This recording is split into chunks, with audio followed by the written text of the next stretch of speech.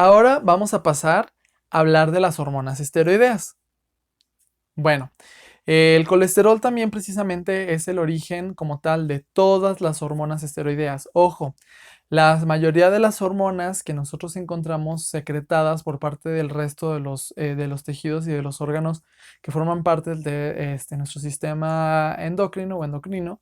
le, tienen naturaleza peptídica o glucopeptídica, ¿sí? Sin embargo, aquí estamos hablando de un grupo específico de hormonas que también son muy importantes desde el punto de vista de nuestra fisiología,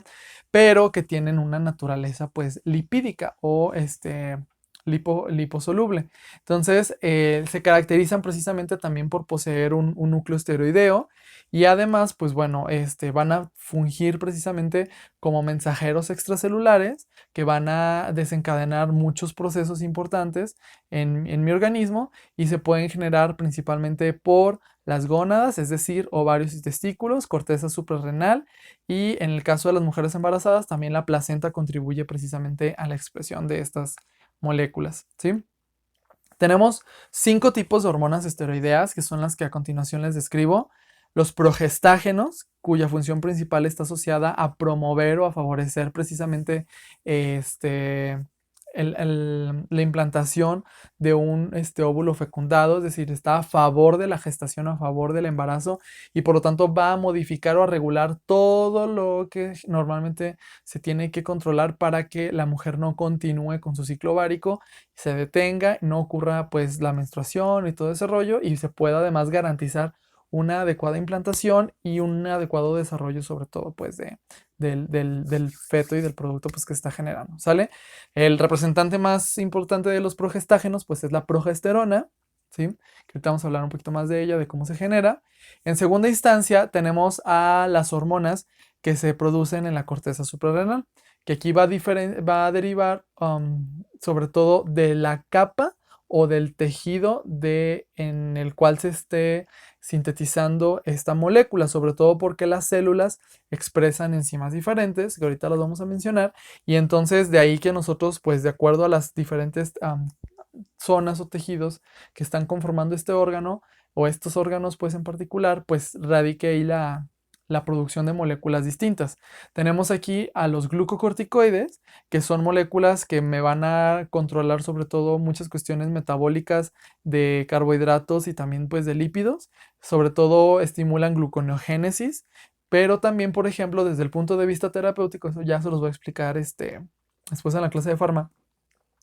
se pueden utilizar estas moléculas glucocorticoides o corticosteroides para precisamente como tratamiento antiinflamatorio, dado que se ha visto que regulan de manera negativa la activación y proliferación de células de mi respuesta inmune y por lo tanto nos ayudan a bajar o a frenar mucho esa respuesta que en algunos casos suele estar exacerbada, como algunas cuestiones, por ejemplo, autoinmunes, enfermedades crónicas, donde tenemos pues esta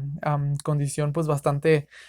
exacerbada, ¿sale? Entonces aquí encontramos, por ejemplo, al cortisol y a la corticosterona, ¿sale?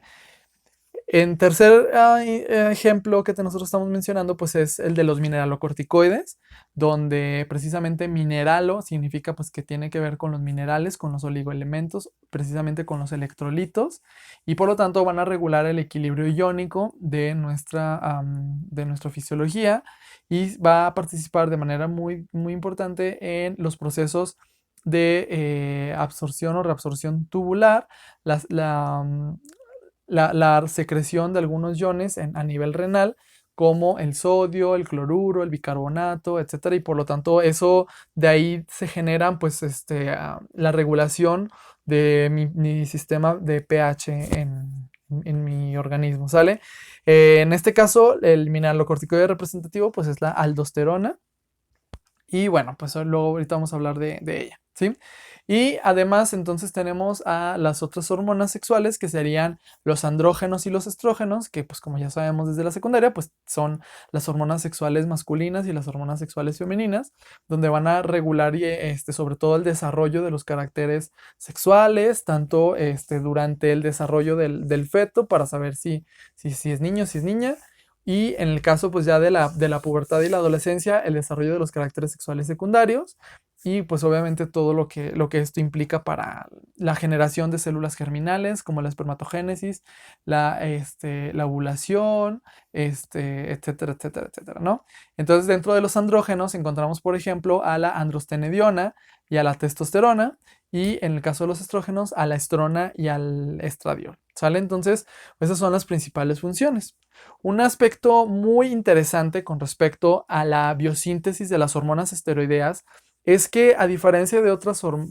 moléculas y otras hormonas que normalmente, por ejemplo, la insulina, que ya se encuentra como prefabricada en vesículas, en las células beta pancreáticas, ya nada más están esperando un estímulo para poder ser liberados, las hormonas esteroideas no se almacenan, te tienen que generar en el momento que se requieran, ¿sí? Y que en este caso, pues la concentración de una hormona que nosotros vamos a encontrar en la circulación, precisamente se controla o se regula de acuerdo con la tasa de síntesis. Es decir, si yo tengo una elevación de una hormona en particular, que eso luego, van a ver los métodos para poder hacer estas determinaciones, sobre todo son determinaciones inmunológicas. Este, ¿A qué se debe ese incremento? Ah, pues precisamente porque el órgano que lo debe de estar generando está trabajando, está en una actividad, ¿sí? Entonces, estas señales van a ser reguladas sobre todo por mis dos sistemas que me regulan todo el funcionamiento adecuado del organismo, que sería el sistema nervioso y el sistema endocrino. Entonces, estas señales neurohormonales me van a generar todo eso, ¿no? Y pues recordando un poquito la fisiología, pues tenemos que el sistema nervioso, a través de las señales que están ahí detectando las diferentes condiciones en las que nosotros estamos, pues, interactuando con nuestro medio, va a favorecer en este caso que a través del hipotálamo se secreten en primera instancia las hormonas liberadoras. Por una parte, la hormona liberadora de corticotropina, y por otra parte, pues la hormona liberadora de gonadotropinas, que precisamente van a darle la señal a la hipófisis para que entonces la hipófisis pueda secretar las hormonas estimulantes de los órganos diana. En el caso de la hormona liberadora de corticotropina, esta va a generar ACTH, hormona adrenocorticótropa, y en el caso de la hormona liberadora de gonadotropina se genera folículo estimulante y hormona luteinizante. En el caso de la hormona